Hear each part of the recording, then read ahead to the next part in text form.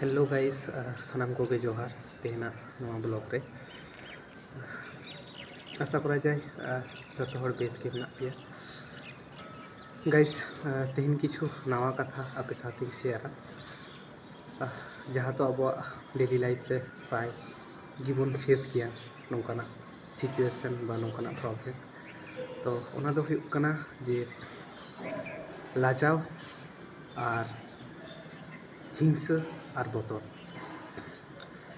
लाजाव हिंसा बतर अब लाइफ रे तहन गया बेसिर भाग तो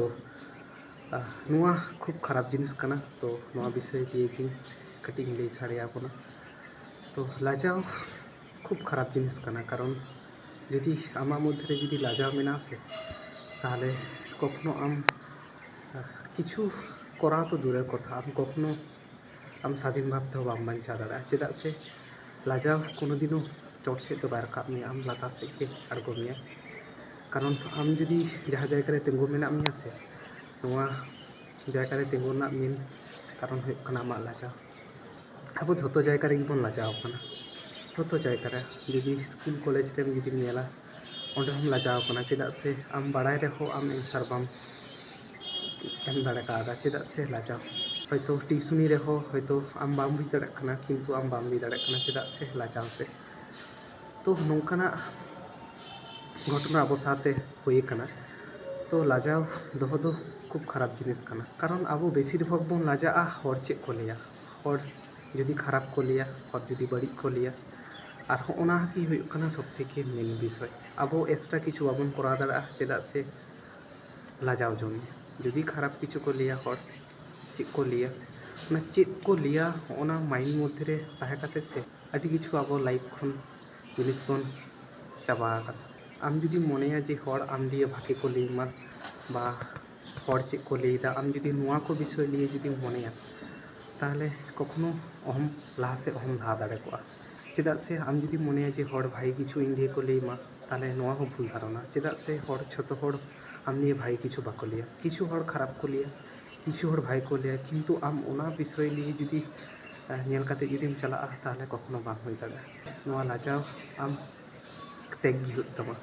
आम जुदी बाम तेग दाड़े ताहले कखनो अहम बाम सारभाइव दाड़े कोआ और नेक्स्ट हुयुग कना हिंसा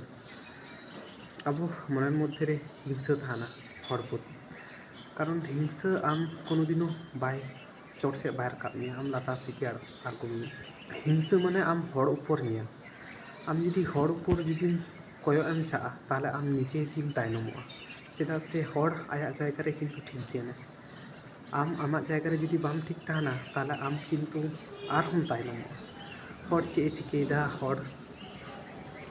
चे बाय चिकेदा आम जुदी नुआ नेलम चा ताहले आमाग जतो किछु चाबा गतोआ हिंसा कोनो दिनों भागे किछु बाय एमामा हिंसा आम लाता से के आड़गो में तो हिंसा दोहो एकदम बाम भागी गया और नेक्स्ट हुयुग कना बतर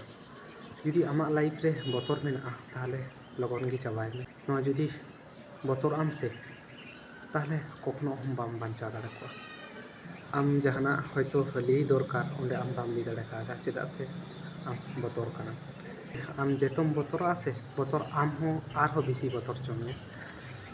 बतर से अब बेसिर भाग चेक बन बतर जखन कोनो जिनिस बाबन बाड़े ओना जिनिस चमे जीवन बतर नेल में जखन आम बाइक चलान छड़ाला बा साइकिल चलान छड़ाला चलाव लहारे चेक मने थे टोटाली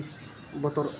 चलाव लहारे मने दाम जे जुदी इन उल्टा जुदी उल्टा पाल्टाई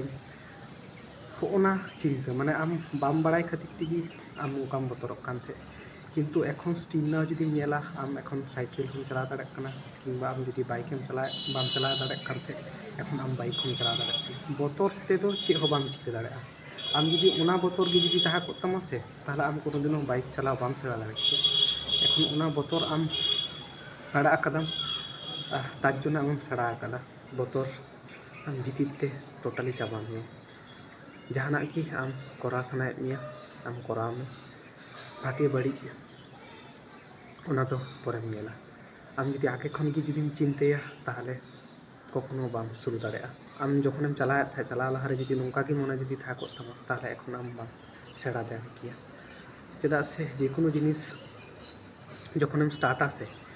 ᱵᱟᱨᱭᱟ ᱡᱤᱱᱤস ᱛᱟᱦᱮᱱᱟ ᱚᱸᱰᱮ, ᱦᱳᱭ ᱚᱱᱟ ᱡᱤᱱᱤᱥᱮᱢ ᱠᱚᱢᱯᱞᱤᱴᱟ ᱠᱤᱝᱵᱟᱢ ᱥᱮᱬᱟᱭᱟ। ᱟᱢ ᱡᱚᱠᱷᱚᱱ ᱵᱟᱭᱤᱠ ᱪᱟᱞᱟᱣᱮᱢ ᱥᱮᱬᱟ ᱞᱟᱜᱼᱟ তখন ᱧᱮᱞ ᱢᱮ তখন চিকে লাম